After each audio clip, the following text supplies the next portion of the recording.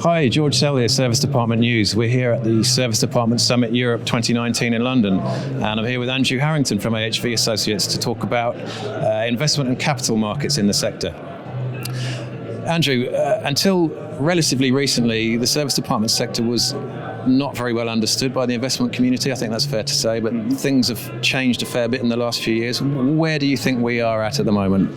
Yeah, it's a good point, George. I mean, actually, the professional investor community, the private equity investors have been invested in this sector actually for quite a long time. Patron really started it with their financing of several Staybridge suites in the UK. But your point is correct. It hasn't really reached critical mass in terms of professional investors getting involved until really last year when Brookfield bought SACO, which was a really seminal transaction in Europe. Of course, in the US, it's been mainstream for quite a while. Different market over there. And in Asia, it's been dominated by Singaporean companies, Mapletree and Ascot, etc., who've had presence there for many years. But in Europe, it's only really been in the last 12 months that there's been some really significant mainstream professional investor interest. And I see that continuing. You saw from Tom Emanuel's presentation this morning, I mean, supply is going through the roof. I'm quite confident that will be met by demand as well. I mean, all the indicators suggest that it is a part of the market that travellers, be it business or tourists, are more and more attracted to. And it's part of the overall, segmentation of the market, isn't it? You've got Airbnb, you've got co-living, you've got co-working, you've got limited service, you've got luxury, you've got apart hotels, you've got service departments.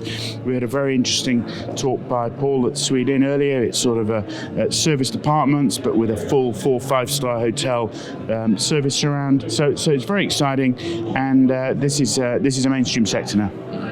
Do you think the Brookfield SACO deal will be the catalyst for some other transactions of that size from major institutional investors? Yeah, absolutely. I mean, there's a lot of institutional interest right now in this space.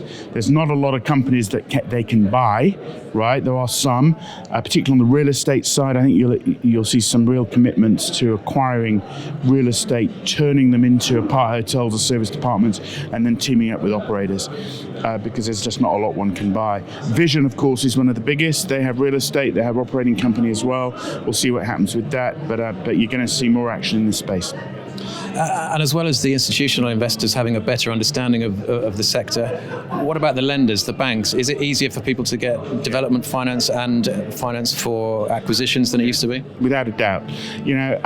Banks look back, right, and they need to be led, right?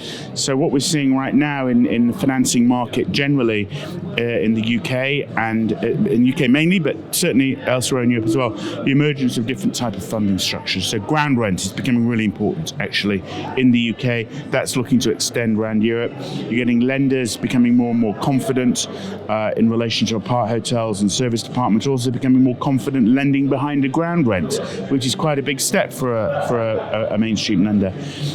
So I would expect to see funding structures continue to evolve. I would expect to see more and more innovative acquisitions and real estate financings taking place, because the sector, the apart hotel service department, extended stay, whatever you call it, is mainstream right now. So if you were to look in your crystal ball, do you think we'll see another transaction on the scale of SACO in the next 12 months? No, because there isn't anything around to buy.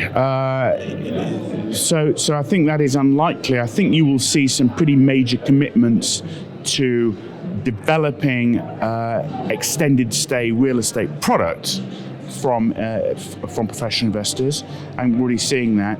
But it's difficult to see another acquisition of that sort of 400 million plus, simply because there isn't any available to acquire.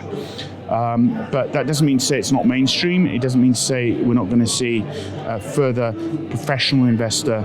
Professional investors covers institutions, it covers private equity, it covers family offices, investment in this space. Okay, thanks, Andrew. You heard it here, folks. We are officially mainstream.